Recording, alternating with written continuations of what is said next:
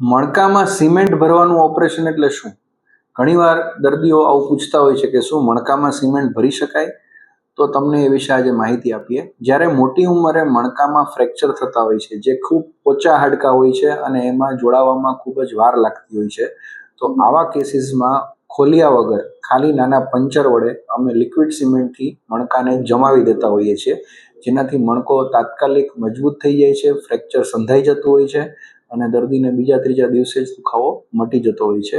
તો આ એક માઇક્રોસ્કોપિક અથવા માઇક્રો એન્ડોસ્કોપિક જેવી જ પદ્ધતિ છે કે જેમાં કોઈ પણ પ્રકારની કાપકૂપ વગર મોટી ઉંમરના દર્દીઓને મણકાના ફ્રેક્ચરના દુખાવામાંથી સાજા કરી શકાતા હોય છે. જો તમે કોઈ આવા દર્દીને જાણતા હો કે તમને આવી કોઈ મદદની જરૂર હોય તો તમે મારો સંપર્ક Shiv hospital 150 foot ring road Rajkot ખાતે કરી શકો છો.